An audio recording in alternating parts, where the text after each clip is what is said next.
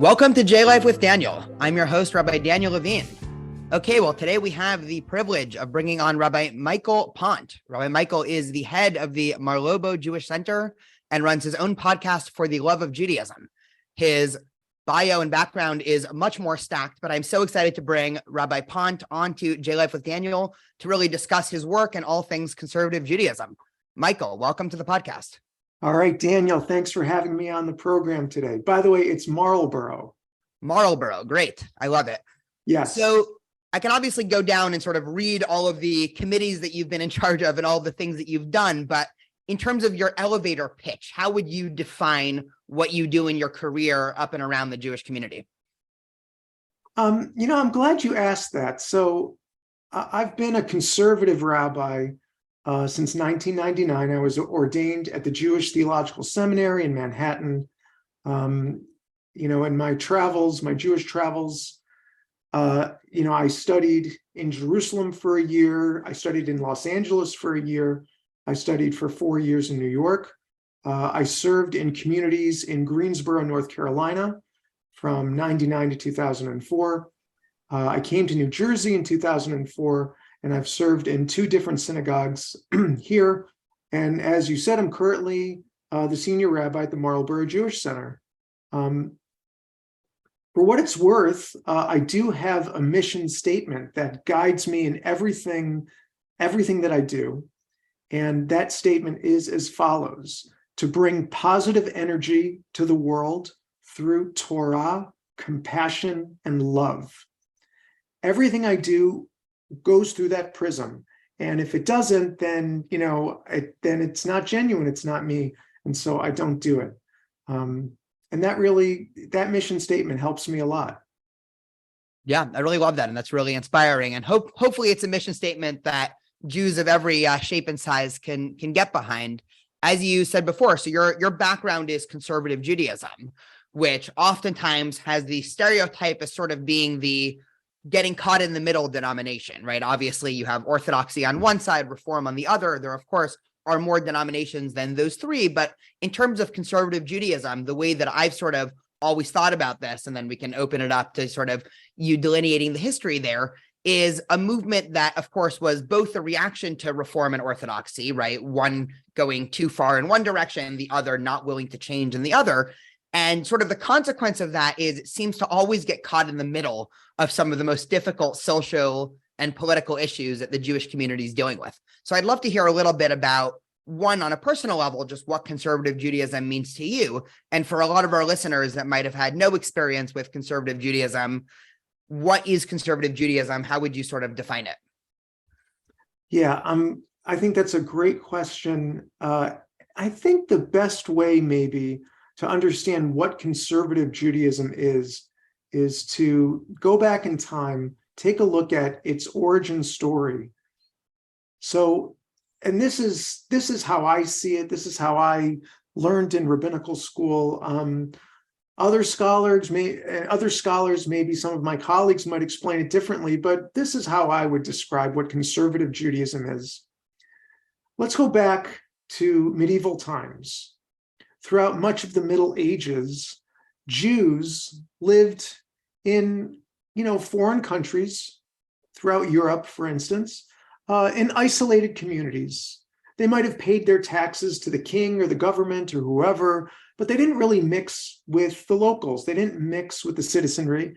They were kind of seen as outsiders. So sometimes they really thrived where they were, but usually, ultimately, there were problems. There were, maybe what we think of as pogroms, violence against the Jews wherever they were living, because, again, they were labeled as other. Mm-hmm. And so we know what happens. We've seen this again and again throughout history. When someone is labeled as other, that will lead to abuse and violence. And that's why the whole term, the wandering Jew, that's where that comes from, because, we had to leave one country and flee to another. Now, there was a watershed moment in France in 1789, and I'm referring to the Enlightenment. And what the Enlightenment was in France, they decided that all people would be considered equal citizens with equal rights.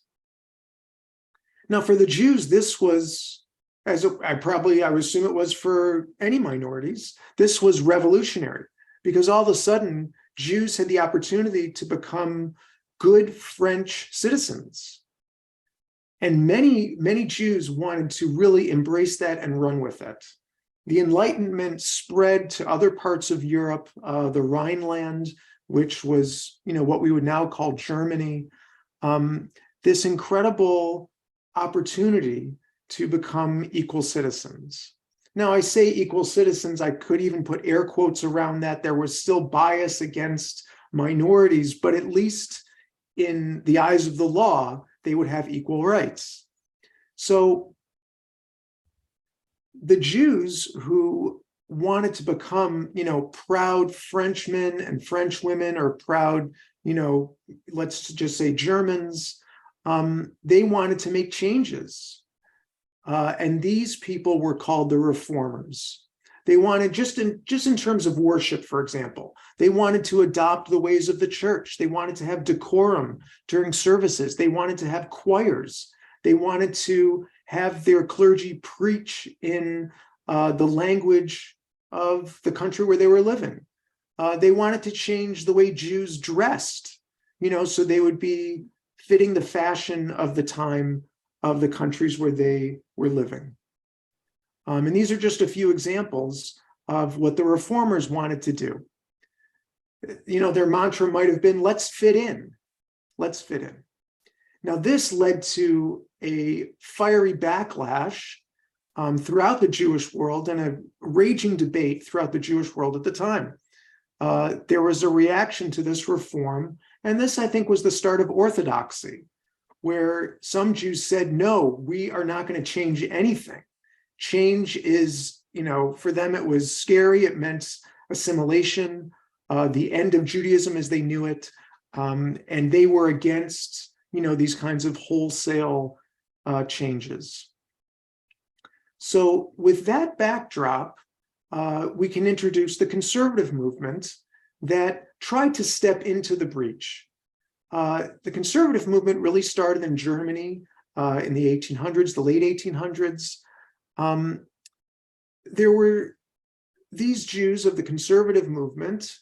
They had kind of a historical perspective on things, and they felt that you could kind of have both, that you could embrace the ways of the place where you were while still being true to halakha, to Jewish law. Now, if we shift to the United States, Daniel, you can probably imagine that the reform movement, this movement to adapt to the ways of the country where you were living, it thrived in America. Because in America, Jews came and they wanted to shed their, sort of European ways, especially the Eastern European garb and look, and, that sense of being beaten down by, centuries of abuse and what have you. They wanted to just abandon that altogether. And so they embraced the ideas of reform wholesale. And the conservative movement, again, came along in the United States and said, whoa, wait a minute. Let's think about this. The Jewish Theological Seminary, the flagship of the conservative movement, was founded in 1886 in New York City. And again, conservative Judaism, that name, that moniker, came because the Jews who subscribed to this idea wanted to conserve Judaism. So it was a reaction to reform. It was also a reaction, like you said, to orthodoxy. Those who, went with the conservative school felt that you could have tradition plus change. And that became kind of the slogan of the movement, tradition and change.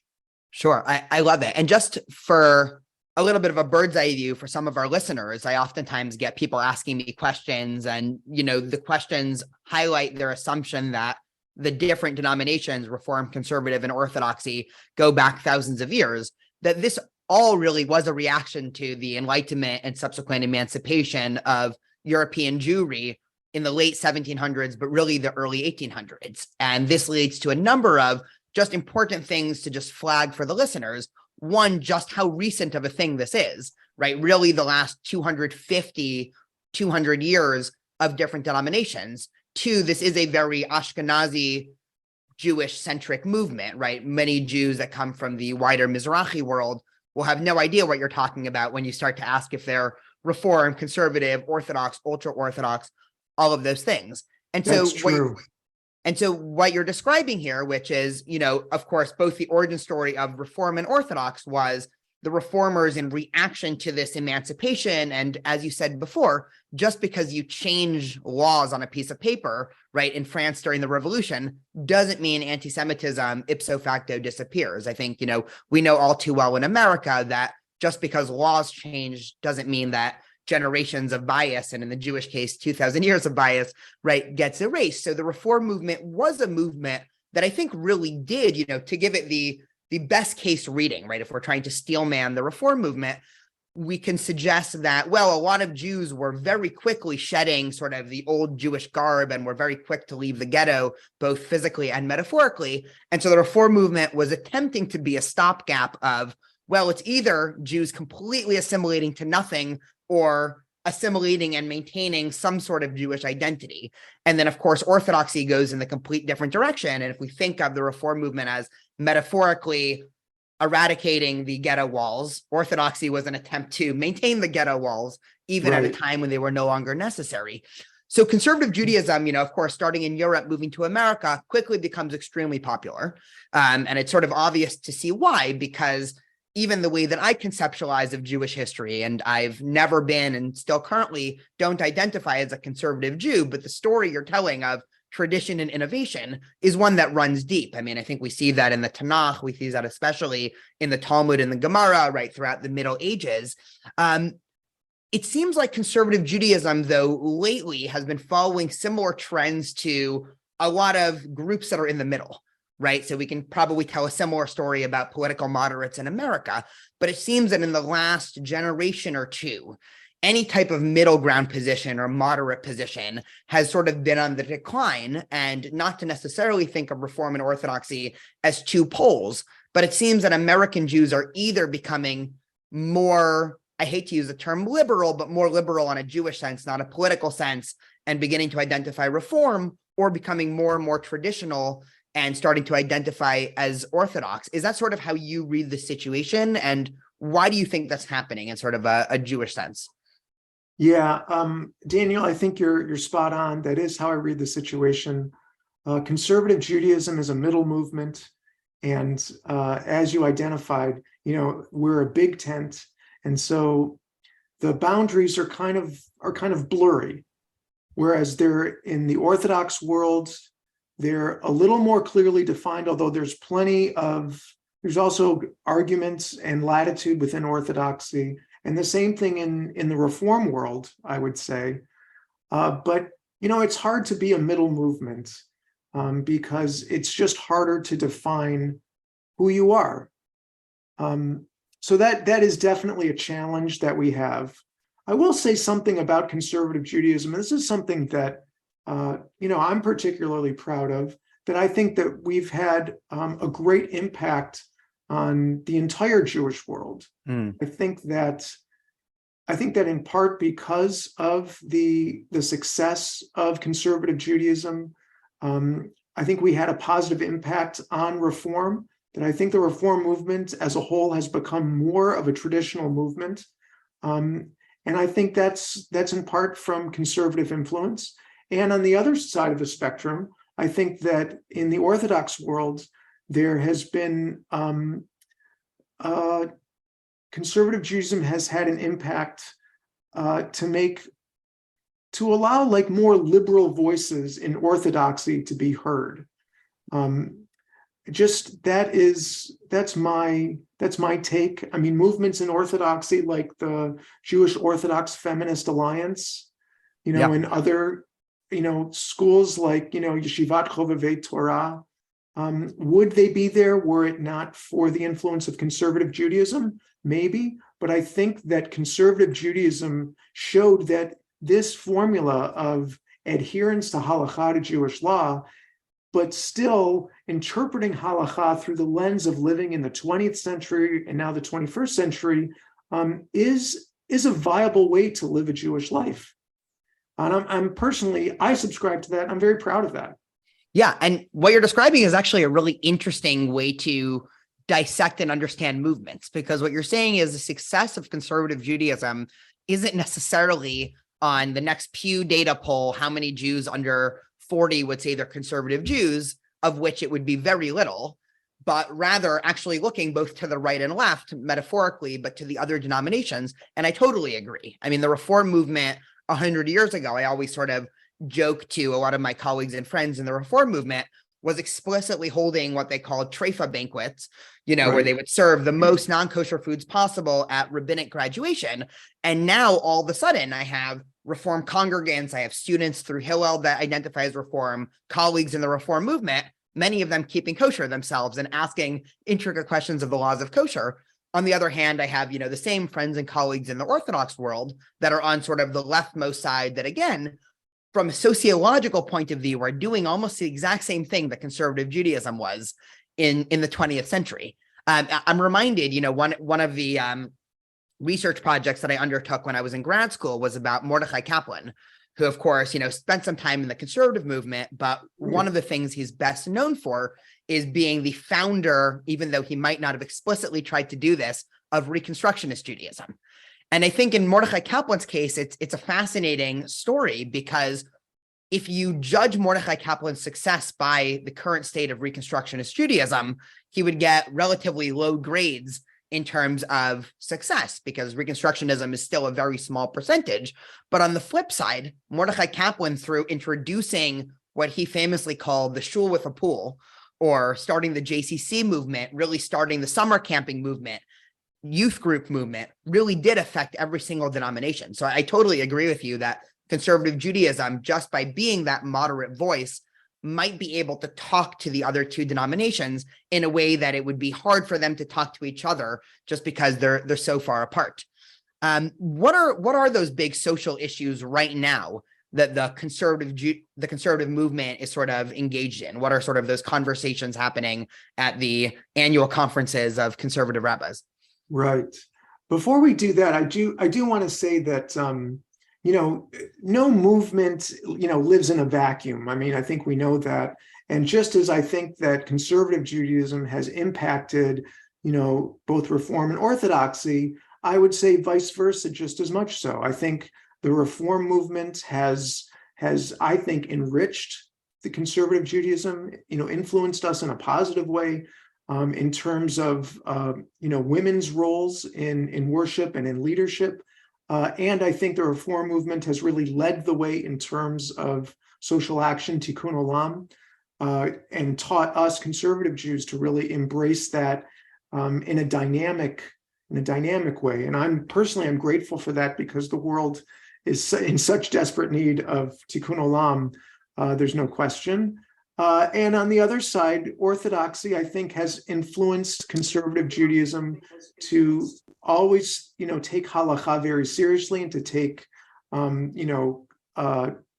Jewish study, Talmud very seriously, but to still, view it in a way that it shouldn't be like sort of, this is the way it has to be, and this is the only way. That, sort of, we say, Shivim Panim La Torah, there are 70 faces of the Torah, and there are multiple ways to interpret any text. I think that's critically important. So we're like one Jewish tree with mingled roots. We all influence each other in, I think, mostly positive ways. And we fight with each other sometimes, but we're all a family, and that's what we do. Exactly. I guess with that, let me answer your question now about sort of the big issues. One issue that I do want to touch on that is a serious challenge is, conservative Judaism in its heyday starting in the 50s and going in, even into the 90s, like you said, really was thriving. And what we did is we built, these large, beautiful buildings. And by the way, our sanctuaries, and this is true in the Reform movement also, our sanctuaries are modeled after the church model. That's why the bema is in front. It's a very frontal thing. That, again, is sort of that, Reform, let's adopt the ways of the country where we're living. But that's just a little tangent. We built these large, wonderful buildings, these amazing structures, but now that, membership is declining, synagogues in some parts of the country are closing or merging, and just maintaining these buildings is actually a real challenge. So that's one issue that I think is important to touch upon, just infrastructure. We don't have the numbers to support it quite as much anymore. A major issue, I would say, is how we have faced the issue of assimilation and specifically intermarriage. This is just my take, and I'm not necessarily speaking for the leaders of conservative Judaism. I'm like you, and I'm an observer of Jewish life, from a rabbi's perspective. My sense is that I think in the 1990s, the strategy about intermarriage, when, someone who's Jewish wants to marry someone who's of a different faith, the strategy was from the leadership, I think, was to kind of circle the wagons, to just go all in against marrying out of the faith. I should say this is not all leaders, but many leaders at the time, and I think that actually to be so negative against it was a mistake.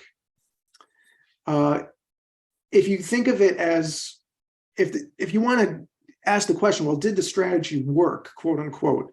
Did it stop the rate of intermarriage or greatly decrease the rate of intermarriage? You'd have to say unequivocally no, that it absolutely failed. Because, according to the Pew Center research on religion and public life, the rate of intermarriage between someone who's Jewish and someone who's of a different faith in the non-Orthodox world is 72%. So 3 out of 4 marriages are interfaith marriages. So I look at that and I think, well, what a missed opportunity. We could have worked to find ways that were, acceptable for us as Jews to bring more people into Jewish life. And instead, we spent a lot of time and energy pushing people away. And I breathe a heavy sigh with that. I think that that's unfortunate.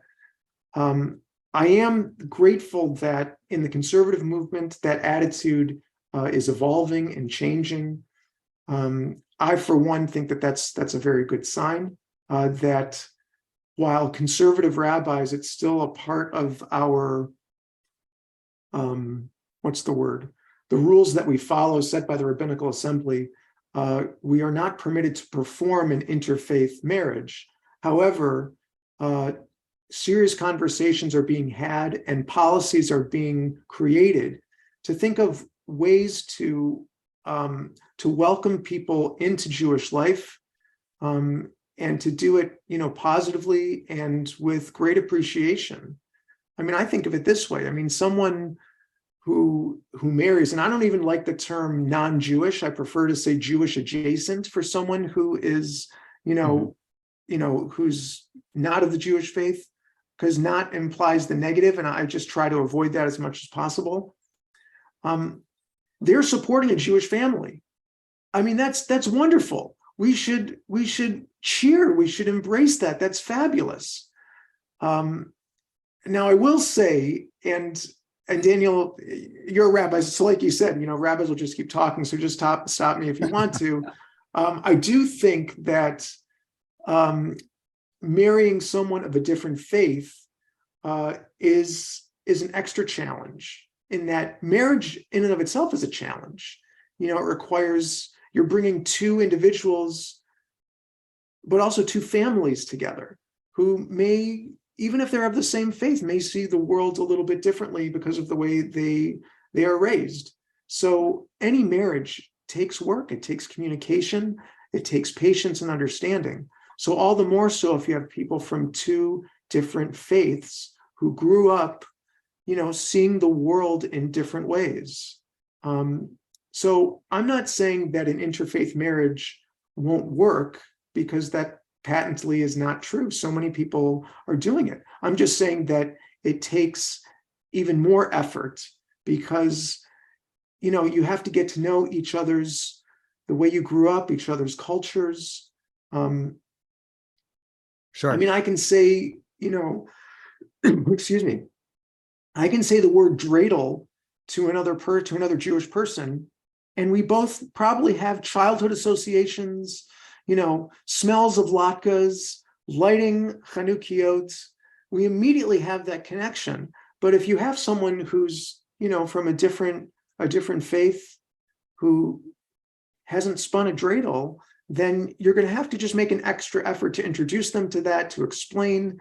And likewise, the Jewish person needs to make that same effort for their partner. So I just think it's more work. That's all. Yeah, and this is one of those areas. I can imagine if in this podcast we had a Orthodox devil's advocate and a Reform devil's advocate, of which I'm happy to play both. The Orthodox devil's advocate would say, anytime you liberalize, it's a slippery slope. And so once conservative Judaism opens up to changing certain halachic norms, specifically around social issues, it's only a matter of time until they just become the exact same as the Reform movement. I mean, that's certainly the view from the Orthodox community, not the entire Orthodox community, but just, I would say 90+% of it. On the other hand, the Reform movement might say, see, this is the problem with failing to liberalize too quickly, is you end up shunning and hurting a lot of people, and eventually you're going to come around to our view on this. So why does it take so long? And right. So why not just start, instead of waiting years and years or decades, just get to it already. Exactly. And so the op-eds that one could read from both and all sides of this within the conservative world are really interesting. And also, so it's been many years since I've expressed any public opinion on intermarriage. It is something that, just personally, I do have a lot of internal tensions. And I think, just to try to get out some of my view here, we can see how much it makes sense, trying to talk about it, is on a sociological situation, right? So if I am a Jewish historian, imagining myself in the year 3000 studying the effects on intermarriage and American Judaism in the 21st century, I think that's going to tell a story of overall statistical negativity, meaning that from a sociological bird's eye point of view, I think it is hard to see a situation where there's 70+% intermarriage rate, and from a big picture Jewish community, that being overwhelmingly positive for the future of liberal non-Orthodox Judaism. On the other hand, once I zoom in to a personal point of view, I certainly have no problem with intermarriage, and actually think that a lot of interfaith relationships are extremely healthy, and they could run a beautiful Jewish home, and know many congregants and many of my students that are in beautiful interfaith relationships. And so I've always sort of had that tension of trying to square these two different ideas of, on the one hand, understanding the statistics, and of course, statistics almost never affect the individual, right? Just because 70% of people do X doesn't means you can assume from any one person they're going to do X or Y. But I think that there is this tension in the Jewish community, and to me, it is almost a little sad both to look at the Reform and Orthodox movement, where one is saying this is always a no matter what, right? It can never happen, and for the other to say yes, of course. What can be wrong about this? Anybody who expresses any type of hesitancy around this issue is doing something crazy and anti-people and whatever. So that's sort of, my view in a nutshell there. I'm curious if you have any thoughts there, both in terms of personally and, big picture movement. Yeah, I like the idea of, being in the year 3000 and looking back. it's a risk. I mean, this, the strategy or the philosophy that I'm suggesting, to be welcoming and embracing, people who want to come, people who marry someone who's Jewish and want to come close to Jewish life. It's a risk. It's a risk that, sometimes people will say that you're quote unquote, watering down Judaism, which I personally find that a little offensive, because it sounds like, the watering down is about bringing in someone who is, who's of a different faith, that maybe they're not, that they're not ready for, an authentic kind of Judaism, which I think is an assumption that is, you can't, maybe that's true for some people, but for many people, they might be very excited to embrace, Jewish life, a dynamic kind of Jewish expression. It's tough. It's tough. I mean, but it's not like the statistics are very clear. The horse has left the barn, as it were, in that people are already doing this.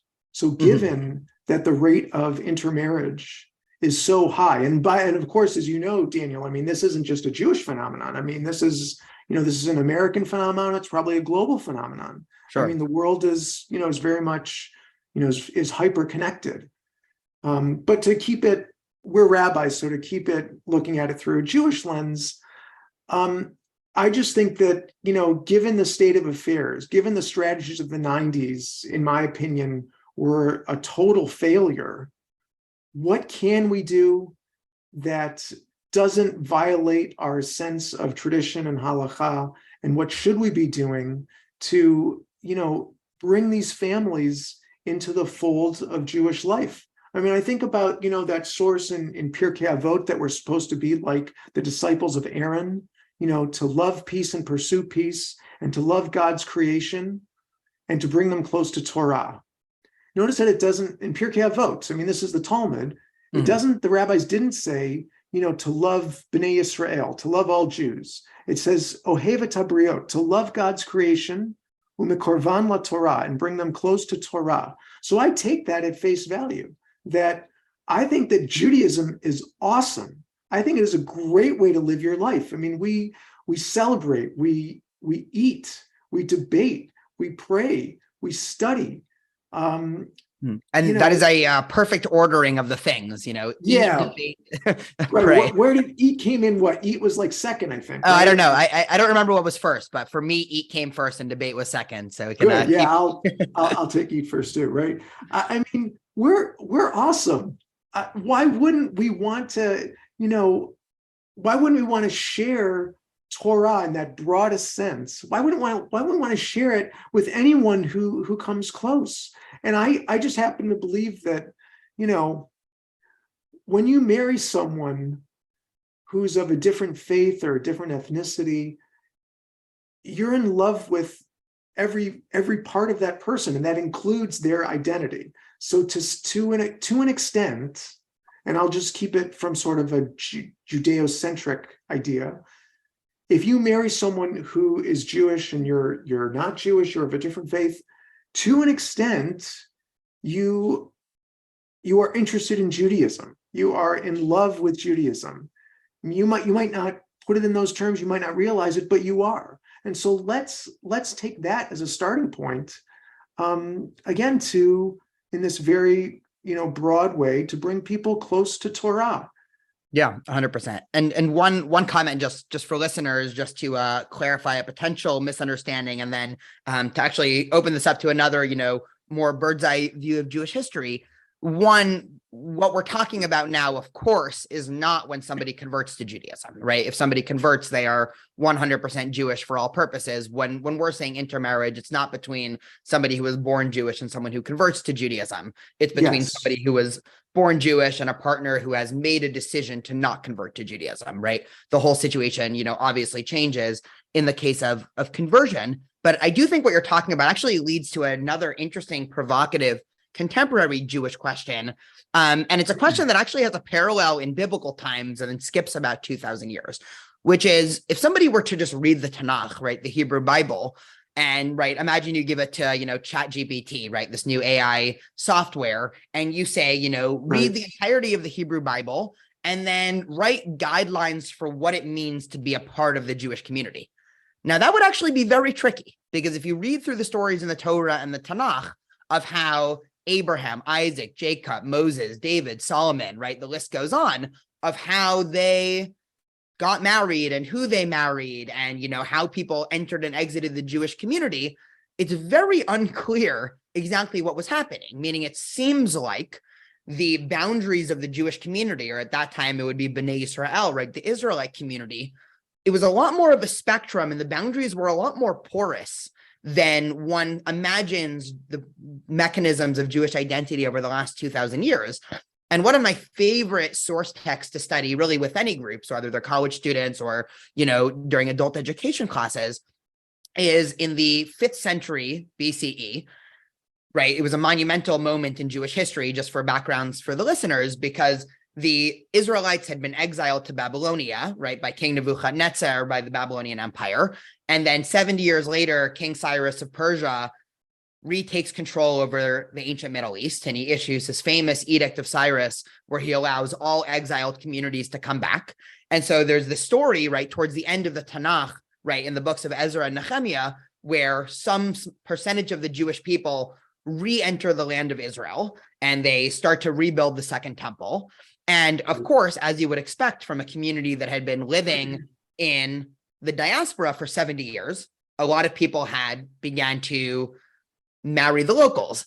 And one of the things that Ezra does, and he becomes sort of notorious for doing this, is come out with the most famous creed against intermarriage that we have in the entire Hebrew Bible, where he says, all those who have foreign wives, right, make sure to basically push them away and everything like that. Now, interestingly enough, if you look at the next book in the Tanakh from a historical literary perspective, it was the book of Ruth, which is, of course, a book all about a woman who wasn't born Jewish, right? Ruth, who was a Moabite woman, who ends up joining the Jewish people, again, not from any sort of formal conversion process, although the rabbis end up trying to learn out laws of conversion. But the book of Ruth is about a much more organic way of entering the Jewish people through, if somebody joins a community, they're a part of that community, right? You don't need to jump through all these hoops. And I think we've had this tension in our tradition really for thousands of years between the Ezra and Ruth model of what it means to have a community and what it even means to be Jewish. And the reason why I say that, we're back to this conversation in the 20th and 21st century is because now, for really the first time in 2,000 years, the Jewish world is sort of split between two centers, right? We have Israel and North America, where 95+% of Jews live. And I think both those communities are dealing with this tension of what does it actually mean to be a part of a Jewish community, given that there are two or three ways of defining Jewish identity. And it's a really sticky question, but I actually think that there's the future of liberal Judaism, I think to an extent, should be based off of trying to tease out a spectrum of Jewish identity and eradicating the binary of Jewish and not Jewish. But you even hinted to this before. Is there a position called Jewish adjacent that isn't a new, necessarily made up term? We actually have terms of the Tanakh to refer to, let's say, the Ger Toshav, right? Somebody who lives amongst the Jewish people, practices a percentage of the laws, but for other reasons isn't considered Jewish. So I'm wondering if this is the direction almost, right? It's something that I think about a lot, but I'm curious, just to hear some reaction from this model of Jewish or non-Jewish isn't a binary, but there can exist some spectrum in the middle where somebody can be a part of the Jewish community, but maybe not Jewish, or some version of mix of those adjectives. Yeah, Daniel, that's really fascinating. And there have been conversations in the movement, nothing official, no official proclamations yet from the Rabbinical Assembly that I know of. But, like in this talk about, like Jewish identity, in the conservative movement, we still go by, that if your mother is Jewish, then you're Jewish, right? But if just your father is and your mother isn't, then you're not. Which I understand that that's the standard that that they hold to in the Orthodox world, and in the conservative world we hold by that also. But I have to say that I struggle with that. I really do, because why, what makes one parent, sort of the ruling factor of Jewish identity versus the other? And when people ask me, I don't really have a good answer. To say that, just historically speaking, because during pogroms, Jewish women were raped and you always knew who the mother was, but you didn't know who the father was, feels like a very, unsatisfying response. Mm-hmm.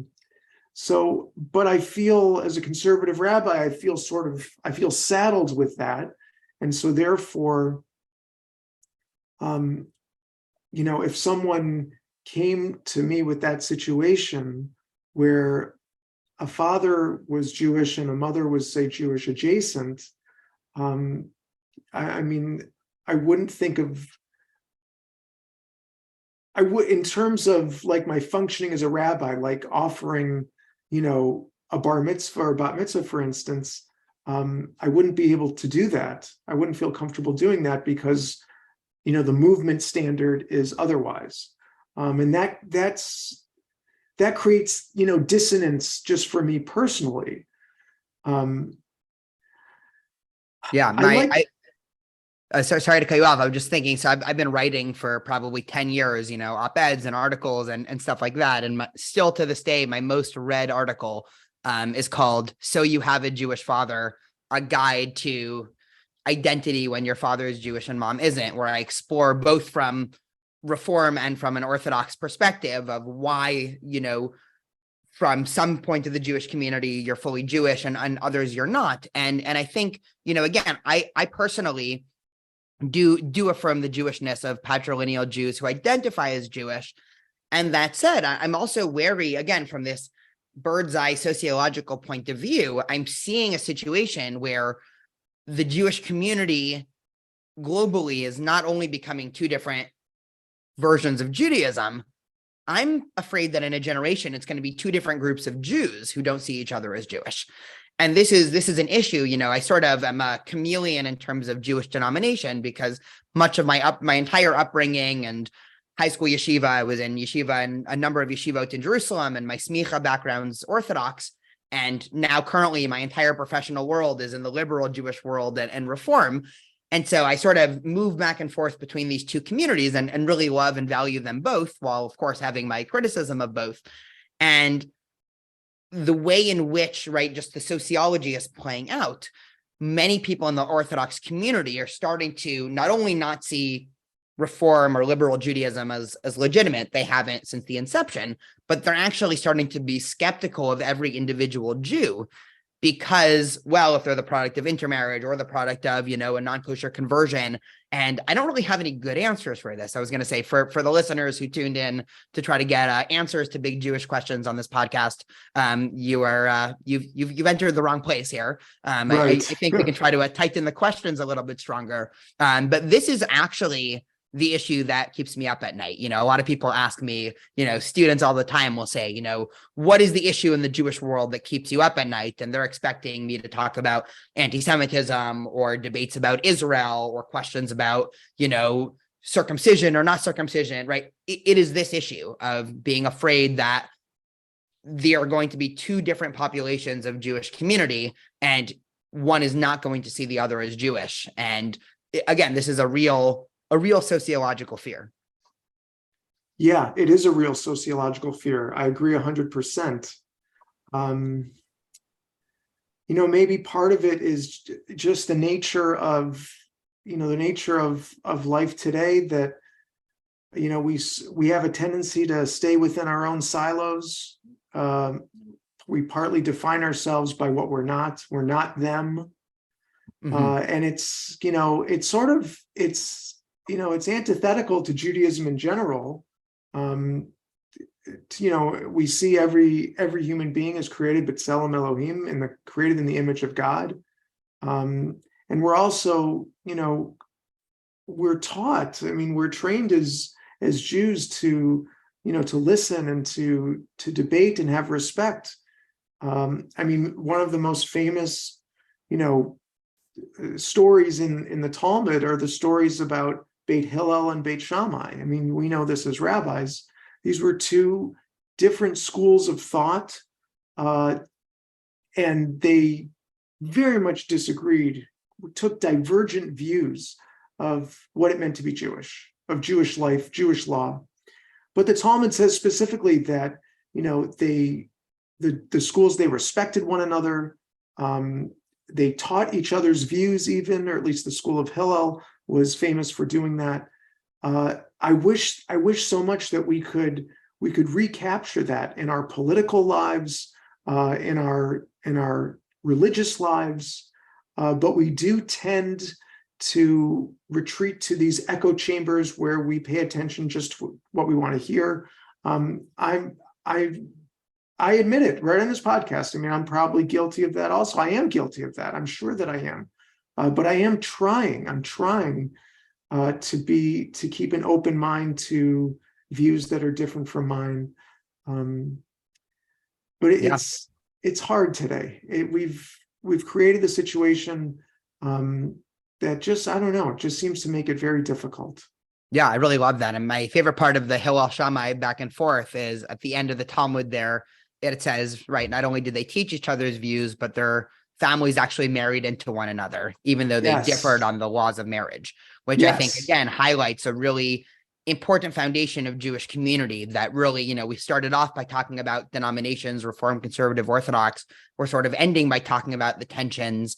And I think really taking a step back, and this is certainly how I try to think and talk as an educator, one that sort of spans the denominational spectrum, is by saying you don't always have to agree on what Reform, Conservative, or Orthodoxy does, but please try to understand that everybody wants what's best for the future of both the Jewish people and the world. I think this is a great way to end off. I'm curious if you have any sort of last thoughts or things that you wanted to say before we close here. I've been a conservative rabbi. This May will be 24 years. And I have to say that it is just such a great way to live your life. I love it. I've loved every step of the way. I love, like I said, what my mission statement is. I love to bring Torah to people. I never, ever chastise people or I never make people feel bad for what they're doing Jewishly. I'm never judgmental. I think that is just cancerous to Jewish life. Always be positive and encouraging people to take on new mitzvot, new ways of expressing themselves Jewishly, to just keep them growing in Torah. I personally try to keep growing in Torah. I've only hit the tip of the iceberg, right? There's so much to learn. And I try to push myself to keep going as well. Positivity, we desperately need that positivity. And Daniel, sort of like what you said about not just looking at a different way of being Jewish and saying, oh, that's crap. They're not even Jewish. God forbid we should behave in that way. I know that there are some Jews who do that. I just think that is awful. Instead, let's be open-minded and try to learn from, different ways of expressing yourself Jewishly. 100%. Amen. And if people wanted to see any of your materials or follow you, what's the best way to get in touch and stay updated? Well, one way, Daniel, we talked about this before, that I'm a fellow podcaster. So this is just a shameless plug. Please check out my podcast. It's called For the Love of Judaism. You can get it on Spotify, iTunes, wherever you get your podcasts. We're in season 2 right now, and it's just been quite a fun ride. You can also look up my synagogue, the Marlboro Jewish Center in Marlboro, New Jersey, www.mjcnj.com. You can reach me through our website. And please do, I'd be happy to talk to anybody who's listening, answer any questions. And Daniel, I want to thank you very much for reaching out to me and inviting me on your show today. I really enjoyed the conversation. I'd love to continue. Sounds great. Wonderful. Rabbi Michael, thank you so much for coming on J Life with Daniel. Thank you, Daniel. Have a great day.